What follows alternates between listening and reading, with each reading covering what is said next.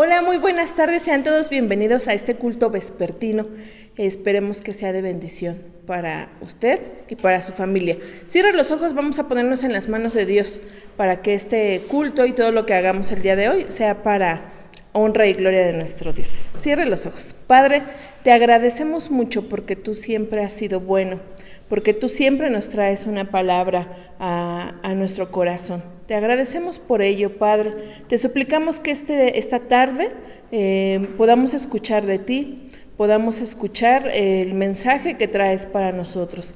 Pero también te suplicamos, Padre, que nuestros cantos y todo lo que hagamos sea agradable, Señor, para ti.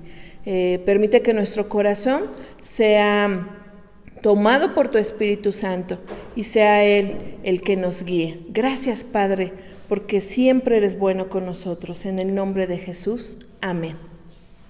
Vamos a buscar el Salmo número 44.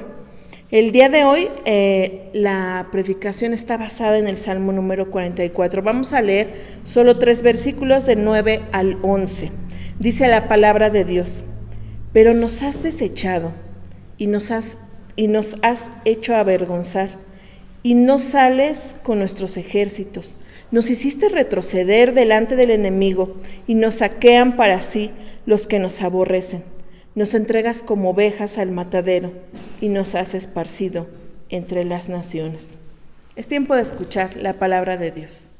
El vuelo más largo de la historia en avión ha sido desde Nueva York hasta Sydney. Un viaje de 16,000 kilómetros en el que hicieron 19 horas y 6 minutos. Un montón de tiempo. Solamente 45 personas hicieron este viaje.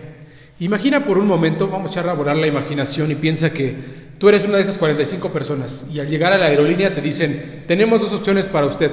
La primera es que el vuelo va a ser un vuelo placentero, tranquilo, le vamos a dar una cobijita para el frío, comida, va a estar tranquilo el vuelo, sin turbulencias. Pero al llegar allá, no le garantizamos que el aterrizaje esté tranquilo. Tenemos una segunda opción, que es que va a ser un viaje turbulento. Seguramente no va a poder dormir. El alimento no es el mismo, va a estar un poco más bajo, pero al llegar allá le prometemos que el aterrizaje va a ser muy tranquilo. ¿Cuál escoge? Yo creo que la respuesta es muy obvia. Escogemos, no sé, el mejor. Quiero tomar este ejemplo porque quiero hablarte de que en la vida va a haber mucha turbulencia, mucha. Enfermedades, problemas por aquí, problemas por allá, que ya ahora tenemos a este y vamos saliendo de este problema y llega otro y ya saliste de este y llega uno más complicado y así es la vida, turbulenta.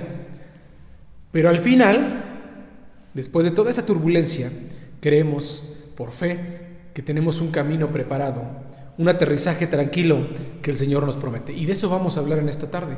El Salmo 44 nos habla de esto. Vamos a tomar el Salmo 44 como ejemplo.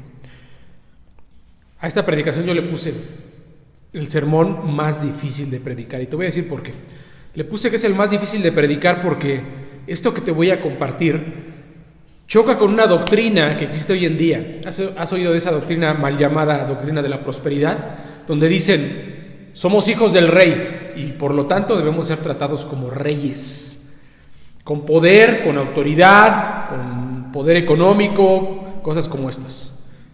¿Cómo empatamos la idea de que somos hijos de Dios, tenemos fe, creemos en Él, creemos que Dios tiene el control de todo, y con la idea de que tal vez en tu vida no vas a disfrutar de todo lo que quisieras disfrutar, y tal vez en tu vida vas a tener muchos problemas, tantos problemas, que no vas a saber qué hacer con ellos?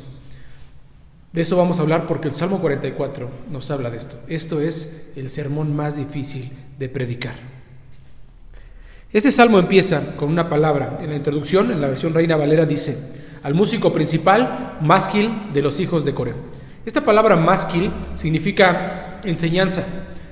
Y este salmo era repetido para que el pueblo no olvidara algunas enseñanzas muy puntuales que hoy vamos a ver, muy puntuales de ellas. Recordemos que el método de enseñanza de Dios es por medio de la repetición. Él decía: estas palabras que yo te mando hoy, las vas a repetir a tus hijos en el camino, al acostarte, las llevarás atadas en tu mano como pulseras, al frente como señales, las vas a escribir en tus postes, en las puertas de tu casa, vas a estar constantemente repitiendo estas palabras. Esa era la forma de enseñanza de Dios. Entonces, el Salmo 44 se enseñaba y se repetía una y otra y otra y otra vez. La palabra de Dios se repite. Repítesela a tus hijos, a tus sobrinos, a tus nietos. Está constantemente hablándoles de la palabra de Dios. Vamos a empezar ahora sí con el Salmo 44. Leemos en la primera parte, en los primeros versículos. Oh Dios, hemos oído con nuestros oídos y nuestros padres nos han contado lo que tú hiciste en sus días. Con tu propia mano echaste fuera a los paganos, castigaste a las naciones y estableciste ahí a nuestros padres. El Salmo 44 empieza muy bonito. Es un salmo donde empieza con un reconocimiento y dice: Dios mío, recordamos cómo a nuestros padres los sacaste y les abriste paso, prácticamente les diste tierra, les diste un lugar donde habitar. Si está hablando de los padres, entonces están hablando los hijos de aquellos que salieron de la tierra prometida, que vieron las maravillas de Dios, que escucharon todo lo que Dios hizo, y ahora están los hijos, la segunda generación, que está tomando el liderazgo del pueblo de Israel. Y están diciendo, empiezan muy bien el Salmo diciendo: hemos oído todo lo que tú has hecho por nuestros padres. Este salmo de reconocimiento, dicen también ellos, no fue su brazo ni su espada la que nos dio la victoria. Ellos no conquistaron la tierra, o sea, nuestros padres, no fueron ellos. Fue tu poder, fue tu fuerza, fue el resplandor de tu presencia, porque tú los amabas. Y de aquí empieza con este contexto. Tú los amabas. Parece que ahora ellos dicen: parece que a nosotros ya no nos amas. Antes nos querías, Señor. ¿Qué pasó? Salmo 44, del 9 al 16, dice esto: pero tú nos has rechazado. Ahora sí empiezan ellos con una queja. Nos has cubierto de vergüenza, ya no sales con nuestros ejércitos. Nos has entregado como si fuéramos ovejas al matadero. Nos has convertido en objeto de insulto. Has hecho que los paganos se burlen de nosotros. Empieza muy bien el Salmo diciendo: Señor, tú hiciste estas cosas con nuestros padres, pero ahora somos la burla, somos la vergüenza de los demás pueblos y naciones. ¿Qué pasó? ¿Por qué Dios los ha rechazado? ¿Qué fue lo que sucedió?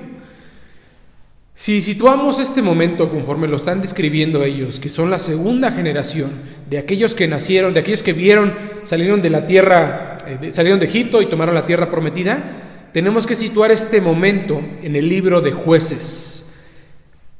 Justamente en el momento cuando Josué está a punto de morir y ahora la segunda generación se está levantando para tomar el liderazgo del pueblo de Israel.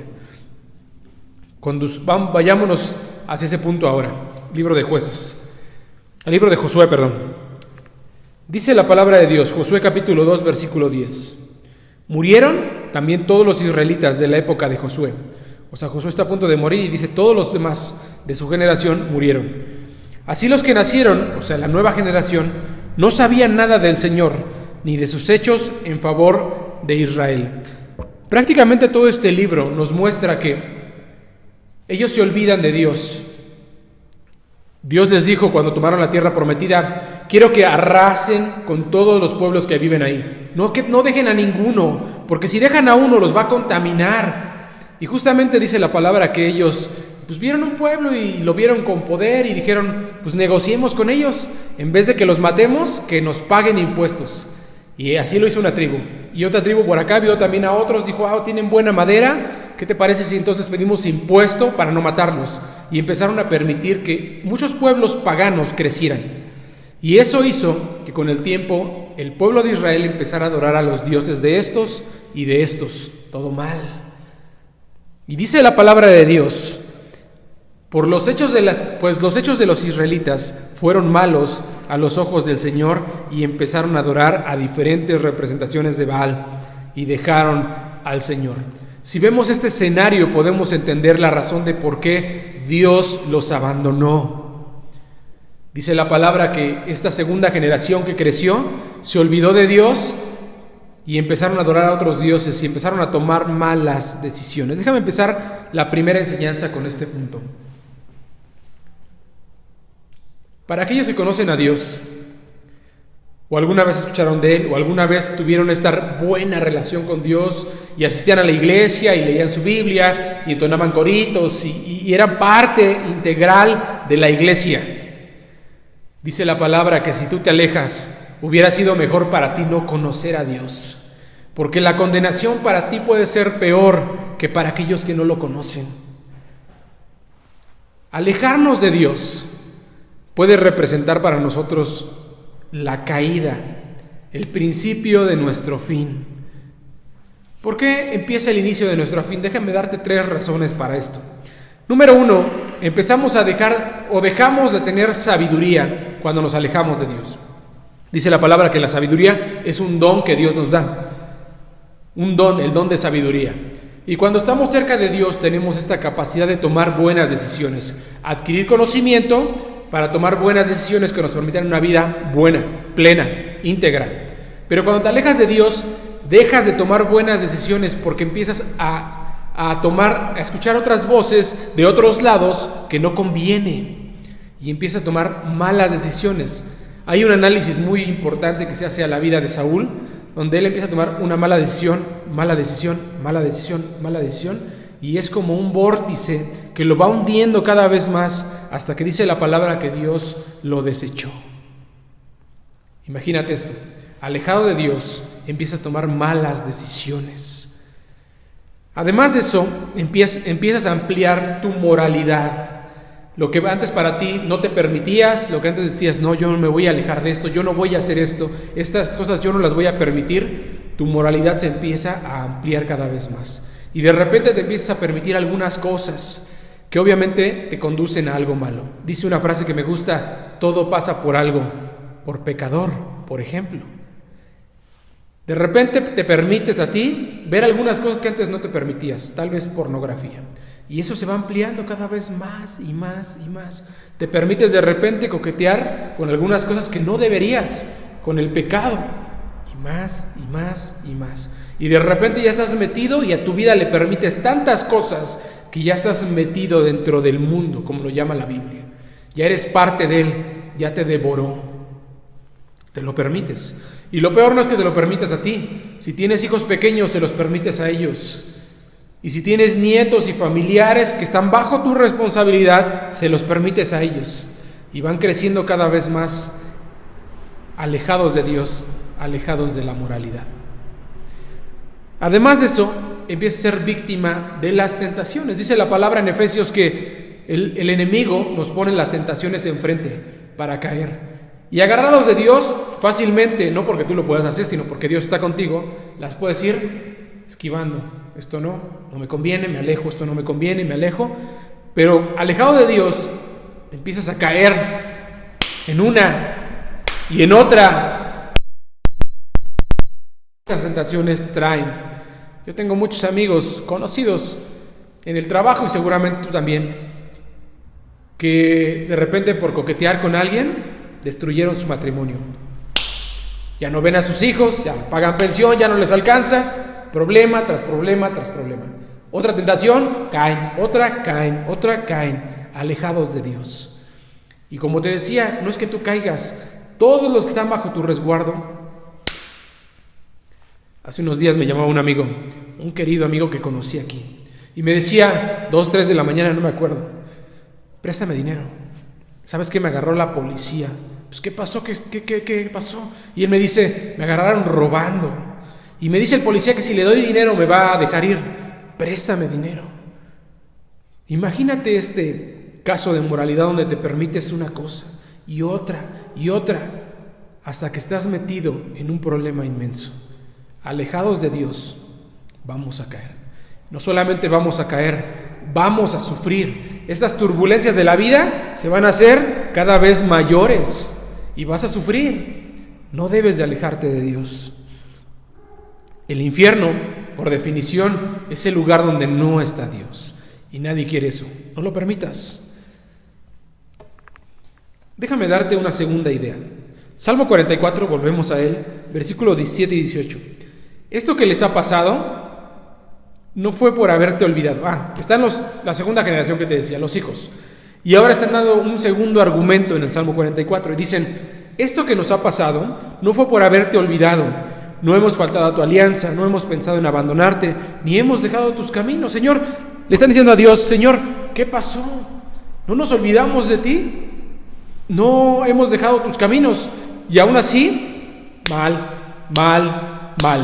Somos la burla de todos, así lo describían ellos. Somos la vergüenza de las naciones que nos ven. ¿Qué pasó?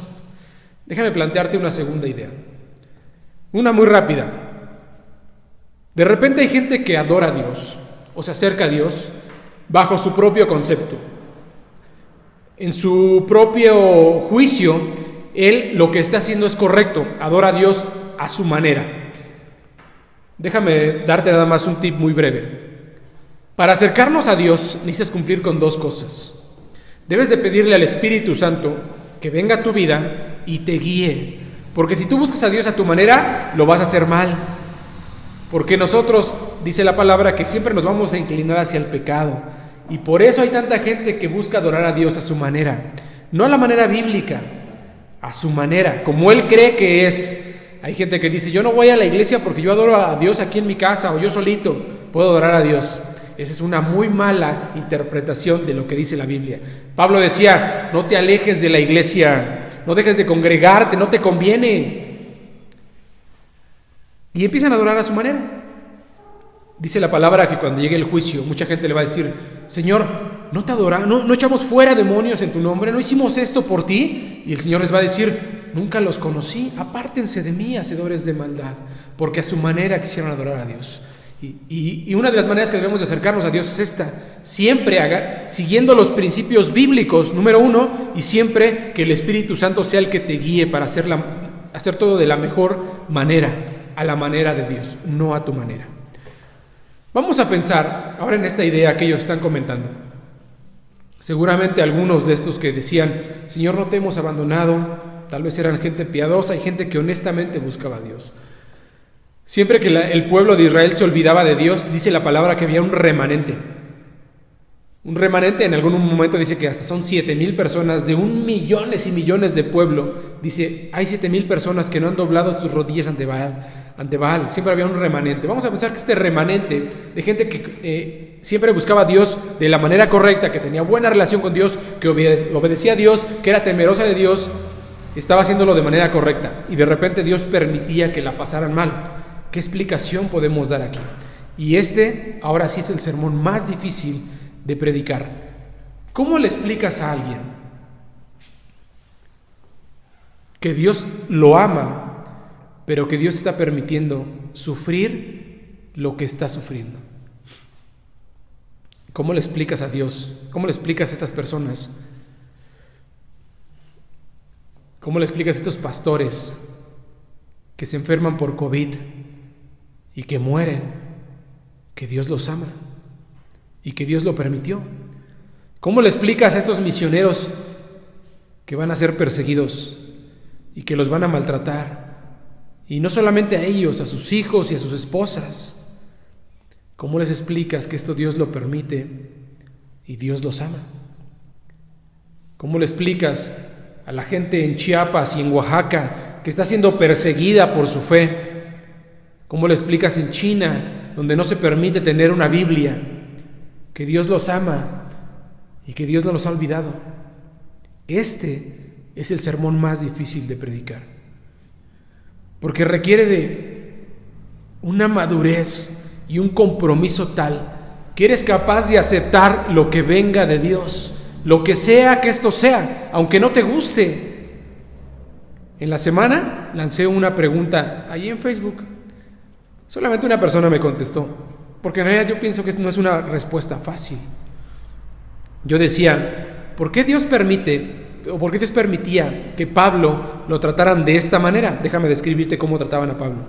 Primera de Corintios 4:9, dice Pablo, Dios nos ha puesto en último lugar. No hemos dejado de sufrir hambre, sed, falta de ropa y la gente nos maltrata. Primera de Corintios 4:9. ¿Qué está diciendo Pablo aquí?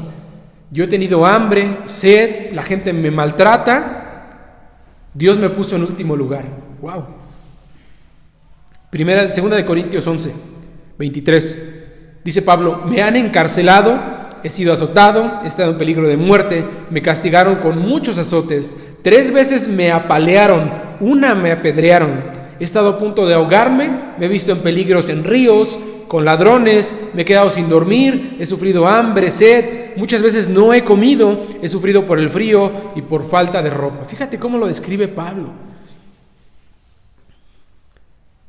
He tenido mucha hambre, he estado desnudo, me han apaleado, me han apedreado, he quedado náufrago muchas veces. ¿Por qué Dios permitía que Pablo sufriera esto? ¿Cómo aceptar lo que Dios nos manda cuando lo que nos manda pareciera que no es bueno? No nos gusta, no lo disfrutamos, no es agradable. ¿Cómo empatar esto con tu fe? Si algo nos ha enseñado la vida de Pablo, si algo nos ha enseñado la vida de Job, si algo nos ha enseñado la vida de Jesucristo, de nuestro Señor Jesucristo, es que Dios nos ama a pesar de las circunstancias, no a pesar, aún en las circunstancias que estamos viviendo. El mensaje más difícil de explicar es este, porque no es una respuesta fácil, ni una respuesta obvia. No hay palabras que puedan dar paz a alguien que está sufriendo porque no puede respirar.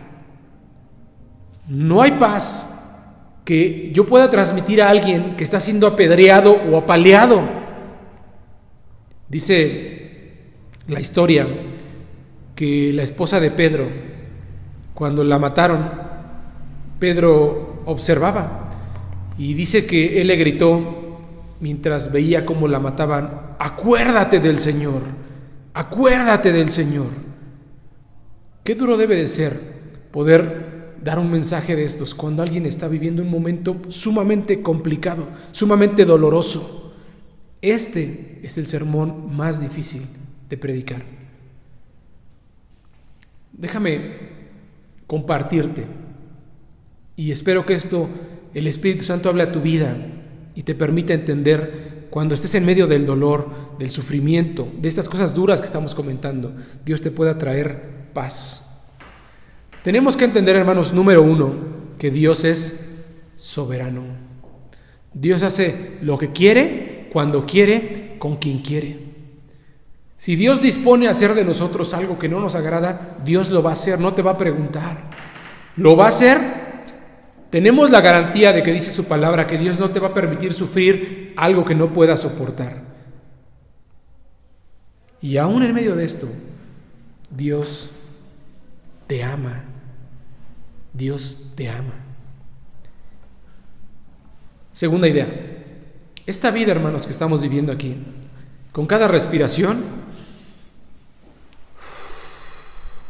algo de nosotros muere. Este cuerpo se va desgastando naturalmente, por física, por biología. Cada respiración nos está conduciendo a la muerte. Y vamos a envejecer y vamos a sufrir dolores naturales del envejecimiento. Nos va a doler las rodillas, tal vez nos va a dar, no sé, vamos a quedar chimuel, no sé. Esto es algo natural y no escapa a la ley de lo que Dios nos dice en su palabra, porque esto existe. Y esto no quiere decir que Dios no nos ame y que Dios no tenga el control. Esta es una ley natural que tenemos que aceptar. Dice la palabra que en el cuerpo va envejeciendo, va menguando, pero el espíritu va creciendo. Todas las circunstancias difíciles no se salen del control de Dios. Dios las permite por una razón. Y esto tiene que ser claro para nosotros. Nuestro nivel de intimidad debe ser tan profundo con Dios que podamos ser capaces de entender esto. Naturalmente no podríamos nosotros. Es el Espíritu Santo el que nos va a permitir entender, aceptar y darnos paz en medio de ese sufrimiento. Tenemos que llegar al nivel, y para eso está en la palabra, Job 13:15. Aunque Él me mate, aunque Dios me mate, decía Job, yo me mantendré firme. Imagínate cómo debe de ser. Y como tú sabes, Job no fue de las personas que la pasó bien. Se cree que aproximadamente 1 año estuvo con esta enfermedad en la piel, tirado en ceniza, con comezón, y su esposa diciéndole: ya muérete mejor. Perdió a sus hijos, perdió su ganado, perdió sus riquezas, tirado en el piso, con una enfermedad terrible. 1 año. Aunque Él me mate, yo me mantendré firme. En medio de la persecución tenemos que llegar al nivel de Pablo. Pablo decía, primera de Pedro 4:1, así como Cristo sufrió en el cuerpo, adoptemos también igual disposición para sufrir. Así como vimos al Señor Jesucristo sufrir, morir en la cruz, adopta igual disposición para sufrir. En medio de la violencia, Pablo decía: a las maldiciones respondemos con bendiciones. Somos perseguidos y lo soportamos. Nos injurian y contestamos con bondad. Nos tratan como a basura del mundo, como a desperdicio de la humanidad, y así hasta el día de hoy. 1 Corintios 4, 12 y 13. En todo y por todo estoy preparado. Sé vivir en abundancia y sé vivir en escasez. Sé vivir en medio del dolor, de la enfermedad, del sufrimiento, pero sé vivir en el gozo que el Señor me da. Cuando hay mucha lana, cuando hay muchos recursos, cuando hay mucha salud, cuando hay vigor, lo sé disfrutar, pero sé disfrutar cuando no lo hay. No es que Dios sea malo, hermanos. Esto podría ser una mala interpretación. La gente que está en contra de la palabra, pues esto argumenta. Dice, pues Dios parece ser un Dios malo. No es así. Déjame compartirte lo que dice Isaías 43, y esta palabra Isaías 43:4, márcala en tu Biblia, escríbela en tu cuaderno, ahí en donde lo tengas a la mano, ponlo en una hoja y pégalo en tu espejo para que todos los días te acuerdes del valor que tienes delante de Dios. Isaías 43:4 dice Dios, y esto va para ti: porque te aprecio y eres de gran valor para mí, y yo, nos dice Dios, te amo. Qué amor tan grande nos tiene Dios. Y aceptar esto, hermanos, que nos ama y que de repente permite que vivamos algunas cosas complicadas que no nos gustan, como decía Job, como decía Pablo, como decía Pedro, no cambia el amor de Dios. No lo cambia. Esto, hermanos, es el mensaje más difícil de predicar, de aceptar, porque la gente no lo quiere escuchar. Esta doctrina que te mencionaba al principio jamás lo menciona, jamás lo dice. No, lo que dice es todo lo contrario. Tú eres hijo del rey, exígele a Dios que te trate bien, exígele a Dios riquezas, exígele a Dios que te bendiga, lo mereces, eres su hijo. Y no es así. Bueno, si eres su hijo, lo que digo es que no deberíamos de exigirle a Dios, porque Él va a permitir que pasemos estas cosas, como Pablo y como Pedro. Esta pandemia, hermanos, que muchos ven como algo negativo, ¿por qué Dios está permitiendo esto? A mí me lo han preguntado varias veces. Pero tú que crees en la Biblia, ¿por qué Dios es así? ¿Por qué es tan malvado? La gente se está muriendo, ¿por qué? Es un Dios malvado, eso es lo que argumentan. Es un Dios que no nos trata bien. Gente exigiéndole a Dios, gente que nunca buscó a Dios, gente que nunca obedeció a Dios, gente que nunca respetó ni siguió los principios de Dios, reclamándole a Dios. Esta pandemia, para el pueblo de Dios, si tú eres parte del pueblo de Dios, si tú eres parte de la iglesia, déjame decirte que esta pandemia trajo muchos beneficios, muchos. Primero de ellos, la pandemia nos sacó de los templos y nos obligó, nos empujó a llevar la palabra de Dios para los demás. Hoy en día las redes sociales están inundadas de la palabra de Dios. Gloria a Dios por eso, porque nos obligó a salir de los templos y compartir la palabra de Dios a todo el mundo. Dice la palabra de Dios que todo el mundo va a escuchar su palabra y después de eso va a venir el fin. Nos está obligando la pandemia a llevar la palabra de Dios a los demás. Dime si eso no es una bendición. Nos sacó de nuestra área de confort aquí, sentaditos, para poder salir y compartir la palabra. Segunda idea, nos forzó hablar más de Él. La gente hoy en día quiere tener esperanza, paz, agarrarse de algo. ¿De qué se va a agarrar? De lo que tú le digas, de Dios. Nos está obligando a transmitir la palabra de Dios porque la gente tiene miedo, está preocupada, la gente tiene necesidad, y ahí es donde entras tú y llevas la palabra, y mucha de esa gente va a escuchar, y mucha de esa gente va a recibir porque tú lo estás hablando, porque Dios. Tercera cosa, nos está obligando a ser creativos con la forma en la que llevamos la palabra de Dios. Muchos pastores en sus videos que hacen, pues buscan la mejor manera, el ángulo, la iluminación, la forma en la que la presentan, los grupos de alabanza, que nos escuchemos bien, que de repente no se escuche raro, el ruido, el de fondo, que se vea bien. Nos está obligando a ser creativos con la forma en la que llevamos la palabra de Dios. La creatividad se desarrolla en medio de los problemas. Esa es una ley. Esa es una ley de los negocios. Es una ley de vida, es una ley de Dios.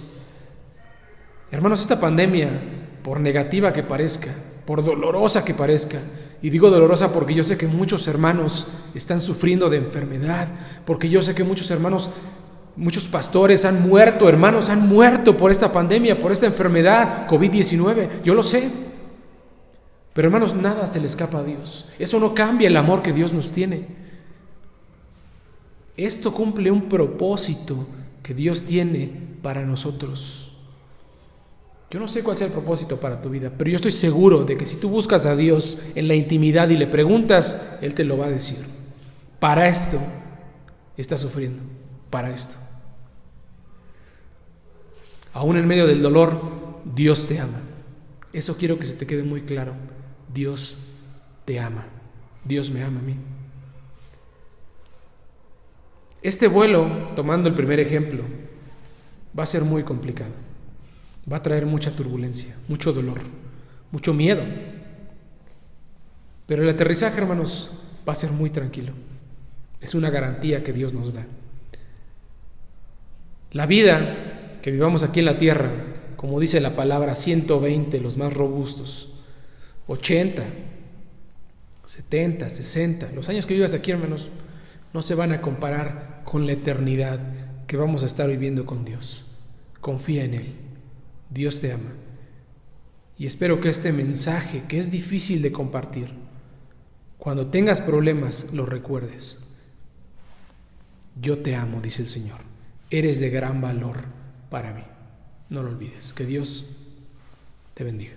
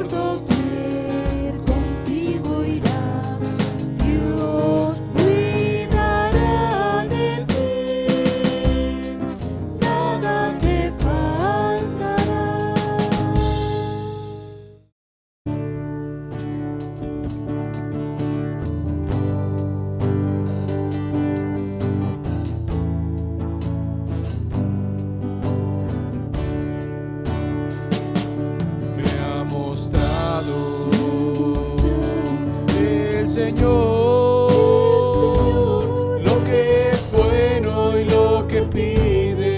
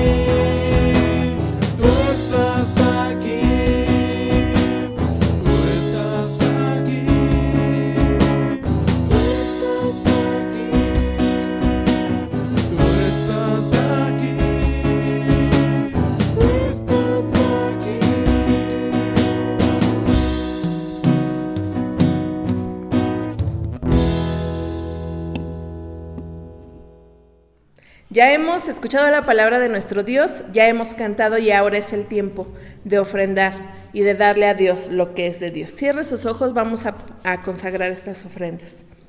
Padre, gracias te damos porque tú siempre nos sustentas. Te damos gracias porque tú siempre has estado con nosotros y no nos dejas, Señor. Te suplicamos que tú bendigas nuestras ofrendas, que bendigas los diezmos, Padre. Los damos con el corazón, Señor, y te suplicamos, Padre, que tú seas con los hermanos que tienen problemas financieros, que ahora se han quedado sin trabajo, Señor, o que ha bajado sus ingresos, Padre. Bendícelos, bendícenos a todos, Padre, que este tiempo podamos ver siempre tu mano con nosotros, y bendice también a las hermanas que están viudas, Señor, que no tienen a lo mejor los ingresos que requieren, Señor. Te suplicamos que tú también seas con ellas, y gracias te damos por todo en el nombre de Jesús. Amén. Bien, hermanos, pues es el momento de recibir la bendición. Les invito para que desde sus lugares inclinen su frente y recibamos la bendición de parte del Señor. Que la gracia de nuestro Señor Jesucristo, el amor de Dios el Padre y la comunión de su Santo Espíritu sea con cada uno de ustedes y con todo el pueblo de Dios ahora y siempre. Amén. Hermanos, pues nos es muy grato comunicar que seguimos con la visión de poder regresar pronto a nuestro templo para llevar a cabo nuestros cultos, con una implementación, sí, de muchos cambios, de mucha seguridad y de mucha higiene. Entonces lo vamos a hacer de esta manera, pero pronto, hermanos, creo que estaremos ya en la casa del Señor, si así nuestro Dios nos lo permite. Yo les pido que sigan orando y que se sigan animando. No vaya a ser, hermanos, que el retorno, estemos aquí, pues ya no llegue nadie, ¿no? Que ya se acostumbraron a lo virtual. Al contrario, queremos que esto sea una etapa que nos haga extrañar, que nos haga valorar el lugar de reunión para nuestro Dios. Que el Señor les bendiga.